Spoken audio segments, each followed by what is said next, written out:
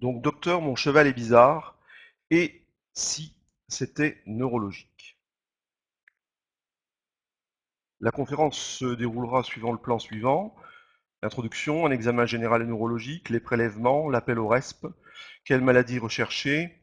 Nous traiterons un cas particulier qui nous servira un peu de modèle, les encéphalomyélites herpétiques, avec le traitement spécifique, la prévention et ce qu'il faut retenir. Les problèmes neurologiques sont la quatrième cause de mortalité chez le cheval, une cause très importante. L'origine de ces troubles peut être très variée. Elle peut être infectieuse, traumatique, toxique, parfois tumorale. On recherche souvent les causes infectieuses à cause de leur importance médicale. Il y a de nombreuses causes infectieuses qui sont zoonotiques et transmissibles à l'homme, d'où l'importance de ces maladies. Et ce sont souvent des défis diagnostiques et thérapeutiques pour les vétérinaires. Quels sont les symptômes observés? On observe des anomalies de la démarche, un cheval qui ne se lève pas, qui se déplace en crabe, qui trébuche, qui tombe, qui dort, qui ne mange pas, qui a la tête penchée, qui change de comportement, bref, un cheval qui est bizarre.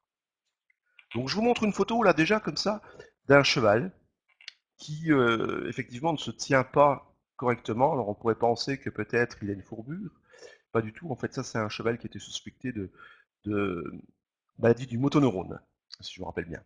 Voilà.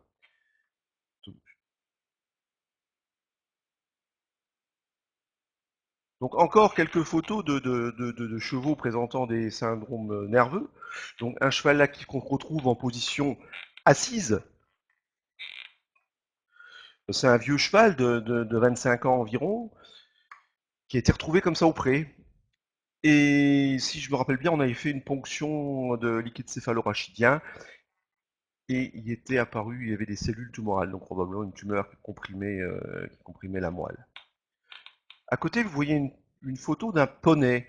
Ce poney a la tête qui touche le sol, les yeux semi-clos, il était dans un état semi-comateux. Et ça correspondait en fait à une maladie hépatique, ce qu'on appelle une encéphalose hépatique, donc avec un dysfonctionnement hépatique, avec des métabolites qui s'accumulent dans le cerveau, et d'où cet aspect bizarre. Alors je vais encore vous montrer une petite vidéo pour vous montrer des symptômes nerveux. Alors, vous voyez, alors, on démarre. Donc le cheval est tranquillement en train de manger.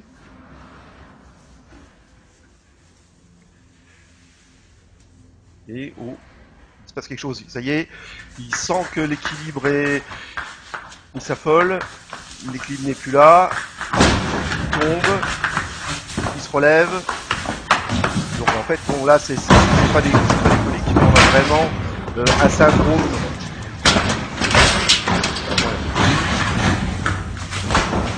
Donc le cheval pédale, on a vraiment un syndrome convulsif, un genre crise d'épilepsie. Donc ça c'est une vidéo qui nous avait été fournie par un vétérinaire sentinelle breton, je crois, si je ne me trompe pas. Donc là le cheval retrouve un peu son équilibre, il s'appuie contre la tête du box, contre le bord du box pour tenir debout. Voilà, ça c'est. Bon, les symptômes ne sont pas toujours aussi spectaculaires que ça. Donc on va continuer, donc je vous remontre. Donc quand on a vu tous ces symptômes, bah, qu'est-ce qui se passe? On appelle le vétérinaire. Mais que va faire le vétérinaire? Bah, le vétérinaire va commencer par faire un examen général et un examen neurologique par la suite. Donc l'examen général, c'est ce que vous voyez faire souvent par votre vétérinaire, donc une auscultation cardiaque, respiratoire, une auscultation de l'abdomen, une prise de température, une prise de renseignements avec notamment l'état des vaccinations, les vermifuges, la nourriture, est-ce qu'ils mangent du foin, est-ce qu'ils mangent du de l'ensilage, est-ce qu'ils mangent du maïs, plein de choses, voilà. Est-ce dans quel état de conservation est le fourrage? Est-ce qu'il y a eu des transports? Est-ce qu'il y a eu un voyage à l'étranger? Est-ce qu'il y a eu des nouveaux chevaux qui sont arrivés? Est-ce qu'il y a des juments gestantes? Plein de choses qui paraissent anodines, mais qui vont aider dans le diagnostic. Après, le vétérinaire va procéder à un examen neurologique pour essayer de déterminer si déjà c'est neurologique ou pas neurologique, ce qui n'est pas toujours simple quand il y a des manifestations très discrètes. Les premières choses, on va commencer par une observation à distance, en regardant le comportement, l'état de vigilance, la posture de l'animal, puis un examen neurologique spécifique qui va en général se dérouler de la tête à la queue en testant les réflexes pour voir quels sont les nerfs qui sont éventuellement incriminés.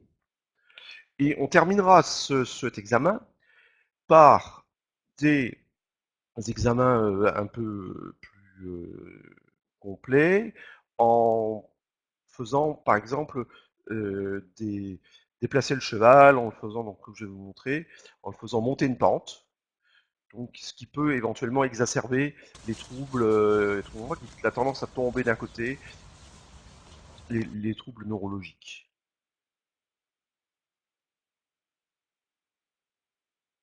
Une fois que cette étape est passée, on va passer au prélèvement. Donc le vétérinaire, en général, va faire des prises de sang pour faire des examens qui auront lieu soit à la clinique, si la clinique est équipée d'un petit laboratoire, soit dans un laboratoire de proximité. On va faire des prises de sang, de la numération formule, on va faire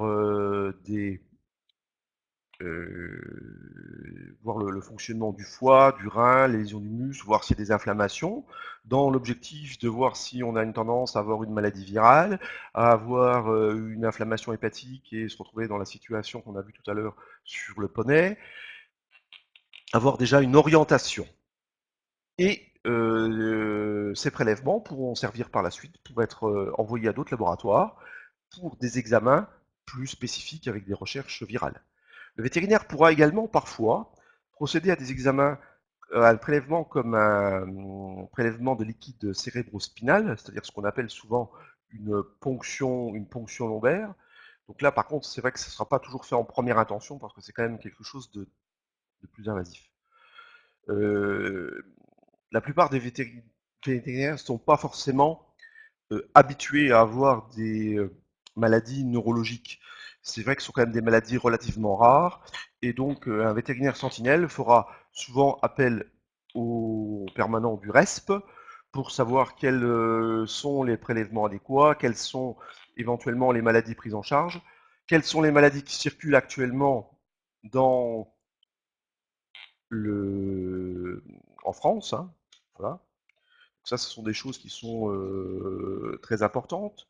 Il est très important de faire des déclarations pour détecter en fait de nouvelles maladies, car si en faisant le protocole habituel de détection, on s'aperçoit qu'on a plein de chevaux qui présentent des troubles nerveux et puis qui sont négatifs, on va se poser des questions, on dit tiens, il y a peut-être quelque chose de nouveau qui apparaît, et on va faire des investigations complémentaires. Donc le RESP fournit également une fiche d'examen neurologique là, que nous avions élaborée et qui permet de retrouver un peu toutes les informations que, dont je vous ai parlé tout à l'heure, c'est-à-dire l'état des vaccinations, l'alimentation, l'âge du cheval, et après on a vraiment un aide-mémoire pour le vétérinaire en regardant anomalie des yeux, anomalie de la face, anomalie de l'encolure, anomalie des allures, etc. Les permanents du RESP indiqueront également où envoyer les prélèvements qui ont été effectués. Et puis, ils indiqueront également s'il y a d'autres prélèvements complémentaires qu'on peut faire. Bon, parfois, ils vont également me transmettre les coordonnées des personnes qui vont me rappeler, et puis on discutera un petit peu du cas. Vous voyez, c'est la répartition des cas de déclaration de syndrome neurologique qui ont été faites en 2017 en France. Donc on en voit qu'il y en a un peu dans tous les départements, une grande partie de la France, dans les quatre coins de la France, avec peut-être une majorité de cas qu'on va trouver ici dans le quart nord-ouest, hein, ce qui est un peu logique, car C'est là où il y a le plus de chevaux. Et on va s'intéresser donc le vétérinaire va quand même se poser des questions pour savoir quelles sont effectivement, en dehors des maladies qui sont recherchées classiquement, qu'est-ce qu'il peut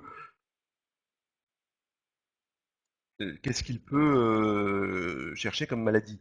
Et alors il va effectivement consulter la littérature, hein, des livres comme Metro Neurology, et on va s'apercevoir qu'il y a une foule de virus qui peuvent être incriminés, hein, notamment des virus sont vraiment neurotropes, donc qui accèdent vraiment le système nerveux, comme le virus de la rage, le virus de Borna, un certain nombre de virus comme les encéphalites, le virus de l'encéphalite équine de l'Est, de l'Ouest, les encéphalites vénézuéliennes, qui sont des virus à tropisme nerveux direct.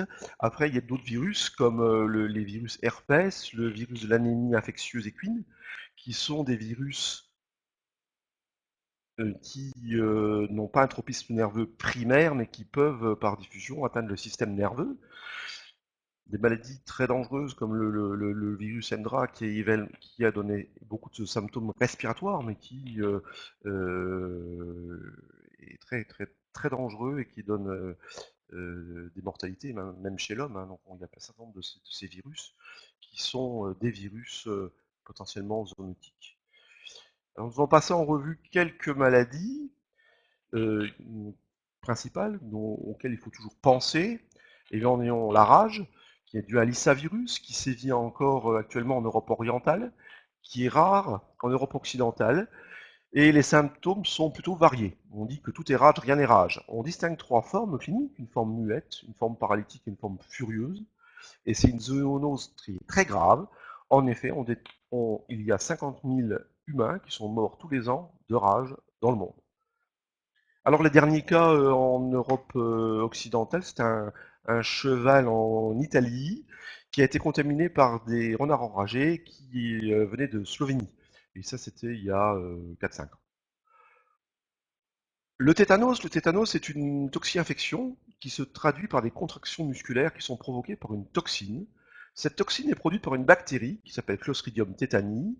Cette bactérie infecte les plaies, et surtout les plaies profondes. C'est une bactérie qui est anaérobie, qui n'aime pas beaucoup d'air, et cette maladie entraîne la mort par des paralysies respiratoires. Une autre maladie auquel on peut penser, c'est la fièvre du Nil occidental. Vous allez me dire, tiens, la fièvre du Nil, oui, mais non, c'est une maladie qui est due à un flavivirus, qui est transmise par un moustique. Et les symptômes les plus fréquents sont de la fièvre, de l'ataxie, des tremblements, des déficits des nerfs crâniens. Et elle concerne de nombreux pays du pourtour méditerranéen, dont la France. Le virus peut causer des fièvres et des encéphalites chez l'homme. Alors, je vais vous montrer une petite carte qui va vous montrer un petit peu les cas d'épisodes aussi de fièvre de West Nile qu'il y a eu en France. Donc, on a eu la première épisodie qui a été détectée, c'est en 1962, et il y a eu 80 chevaux malades avec 25 morts et quelques humains atteints. Après, il a fallu attendre une très grande période pour voir réapparaître dans les années 2000 une deuxième épisodie. Cette deuxième épisodie, où il y a eu 76 chevaux, 21 morts et quelques cas humains. Puis on a eu régulièrement des cas, en 2003 dans les Alpes-Maritimes, comme vous le voyez sur la carte, avec seulement 4 cas, un cheval mort, mais 7 cas humains. Une épidémie après encore en 2004 avec 32 cas et 7 chevaux morts. Une petite épidémie dans les Pyrénées-Orientales avec 5 chevaux détectés et un mort. Et enfin, une épidémie plus importante en 2015, de nouveau, avec 49 cas, 6 morts et un cas humain. Alors vous me direz, bon voilà, quelle importance de suivre cette maladie? Alors il faut savoir qu'aux États-Unis, en 1999, la maladie est apparue dans l'État de New York et a traversé les États-Unis. Et en traversant les États-Unis, il y a eu quand même plus de 25 000 cas de chevaux atteints et de très nombreux cas humains, plusieurs dizaines de milliers de cas humains avec 1700 morts. Donc c'est pas quelque chose qui est anodin. Alors le cheval n'est pas, je vais vous rassurer tout de suite, n'est pas le cheval qui transmet la maladie, c'est le moustique. mais le cheval peut être employé comme sentinelle pour détecter l'apparition de cette maladie. Nous allons étudier encore un cas particulier qui sont les encéphalomyélites herpétiques, à herpès virus. Elles sont dues à un virus qui s'appelle HVE1 pour herpès virus équin de type 1, qui était autrefois appelé le virus de la rhinopneumonie. On l'appelle désormais le virus abortif équin. Vous allez savoir pourquoi. C'est le plus redouté des 9 herpès virus décrits chez le cheval. Ce virus peut en effet donner 3 formes d'infection. Une forme respiratoire, une forme abortive, c'est-à-dire des avortements, une forme encéphalomyélitique ou nerveuse, et ces formes peuvent en fait se manifester sous forme d'enzocies, ce qu'on appelle les enzocies en médecine vétérinaire, c'est-à-dire des épidémies en médecine humaine, gravissimes avec plusieurs, avec même les formes qui peuvent se cumuler. Alors, je vais vous montrer ici, j'ai été chercher les alertes qui ont été données par le RESP en 2017, excusez-moi, et on voit que tout au cours de l'année, ouais, les détections se font plutôt en période hivernale, je dirais de septembre à mars, ce qui n'est pas illogique. Vous voyez également que les virus ont été détectés vraiment aux quatre coins de la France. Alors nous allons nous servir de cette maladie pour discuter un petit peu des traitements. Donc le traitement des encéphalomyélites va être réparti en fait en trois parties, un traitement souvent symptomatique, un traitement de soutien et enfin un traitement spécifique. Le traitement symptomatique souvent repose sur des anti-inflammatoires, là ce n'est qu'un exemple. Le traitement de soutien, ça va être un traitement qui est très important. Ça va être des perfusions pour nourrir un cheval qui ne mange pas, éventuellement une nutrition, ce qu'on appelle une nutrition entérale par sondage, en ayant des aliments euh, liquides. Le traitement spécifique, éventuellement, euh,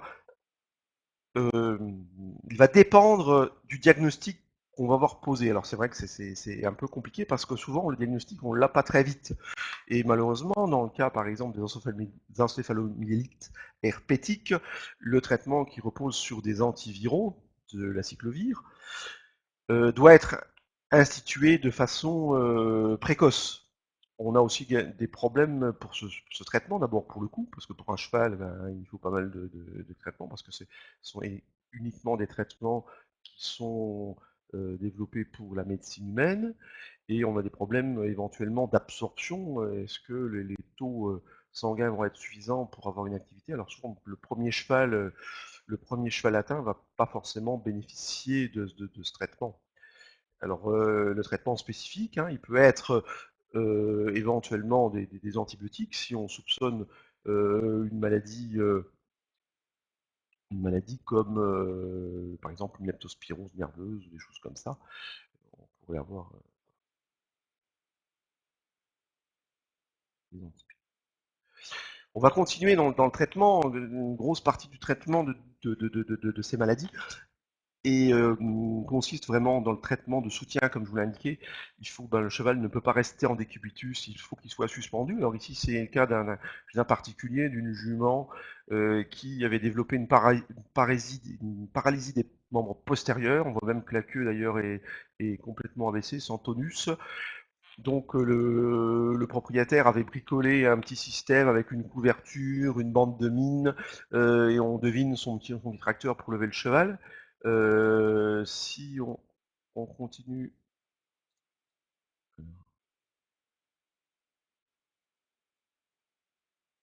La deuxième diapo n'apparaît pas, donc je voulais vous montrer une diapositive. On revient en arrière.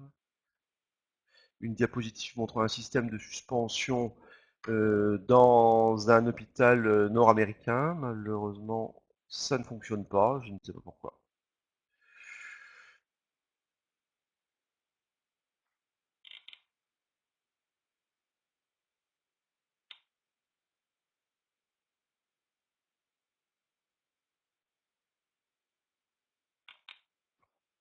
Non, attendez, je vais essayer de passer la diapositive. Je suis désolé. Non, voilà, ça y est, vous le voyez. Le cheval est réapparu, donc vous voyez, là, un système de suspension complètement différent, avec des treuils, des câbles, de toute façon à ne pas blesser le cheval.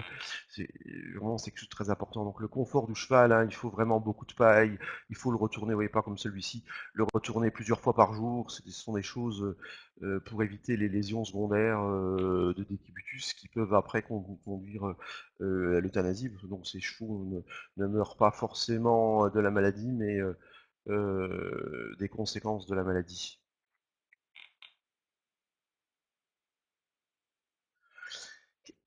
Une autre mesure qui est importante et qui, continue, qui est un peu la suite du traitement, qui est vraiment l'isolement du malade. Hein. L'isolement du malade est très important pour éviter de contaminer ses congénères, notamment effectivement dans les cas d'herpès virus. Alors là, vous avez vraiment les choses telles qu'il faut qu'elles soient faites, magnifiquement, avec un pédiluve, des instruments et du matériel dédié au cheval. Alors là, c'est une photo qui a dû être prise à l'école vétérinaire de Lyon, si je me trompe. La prévention. La prévention, elle est possible d'être par la vaccination. Donc en France, on a une prévention qui est possible contre le tétanos. Donc je vous invite vraiment à vérifier ou à faire vérifier par votre vétérinaire que votre cheval est valablement vacciné contre le virus de West Nile. Donc ça, c'est une vaccination en fait qui en général peut être proposée, notamment par exemple sur des chevaux qui vont aller en Italie ou voilà, où ils vont avoir un risque particulier en fonction de la saison, les herpès virus 1 et 4, la rage, donc ça c'est des choses qui sont possibles. Il y a des vaccins qui existent à l'étranger contre les encéphalitiques équines de l'Est, de l'Ouest, vénézuéliennes, mais ça, pour le moment, c'est absolument pas d'actualité en France. La prévention sanitaire, elle passe par la lutte contre les vecteurs, et vous savez combien elle est difficile chez le cheval de lutter contre les tiques, les insectes, notamment à cause de la transpiration. On traite les chevaux euh, avec des sprays, puis ils transpirent, et puis ils éliminent le produit. Hein, c'est souvent très compliqué. Donc ça peut être les moyens, ça peut être aussi de rentrer les chevaux la nuit dans des zones où il y a beaucoup d'insectes et d'humidité. Les mesures de biosécurité qui sont souvent peu faites, c'est-à-dire la quarantaine. Quarantaine d'un cheval quand il arrive dans un effectif, hein, qu'il soit isolé au moins une quinzaine de jours, voire 3 semaines. Euh, L'isolement des malades, des choses, toutes choses qui sont très importantes.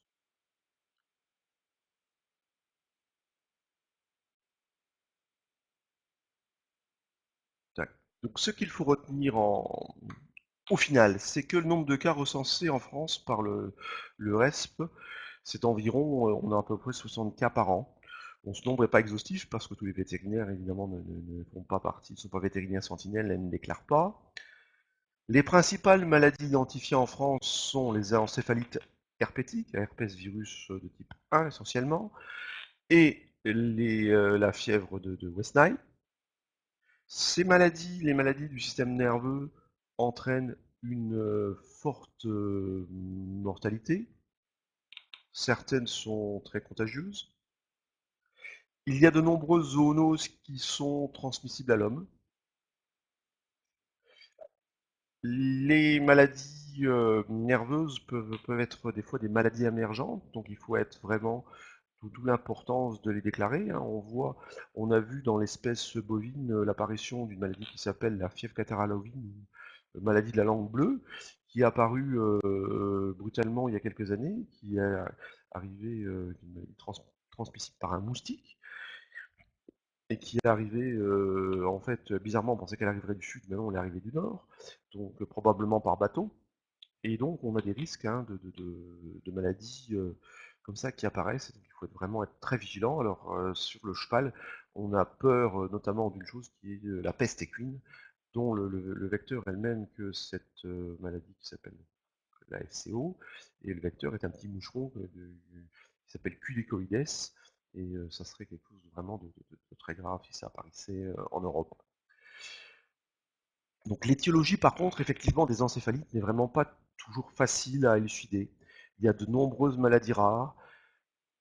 On va souvent rechercher les maladies les plus fréquentes. Les maladies qui donnent des symptômes nerveux ne sont pas toutes connues parce que il y a une grande difficulté à isoler les agents. Par exemple, bon, même par les prises de sang, les techniques ne sont pas toujours au point ou elles n'existent pas pour aller détecter certains agents pathogènes. Souvent, on manque de prélèvement. Alors le prélèvement, malheureusement, qui peut être des fois le plus intéressant, c'est quand le cheval décède, c'est d'avoir des prélèvements d'encéphale, et encore, même en ayant ça, on n'a pas toujours la solution. On disait, il y a des virus qui sont pas connus. Alors il faut aussi évoquer quand on a des fois des maladies nerveuses, d'autres maladies que les maladies euh, infectieuses, hein, comme donc, je pense à la maladie de l'herbe, à la maladie de motoneurone. Et donc, dans ces cas-là, c'est vrai qu'il y a un rôle très important donc, du vétérinaire.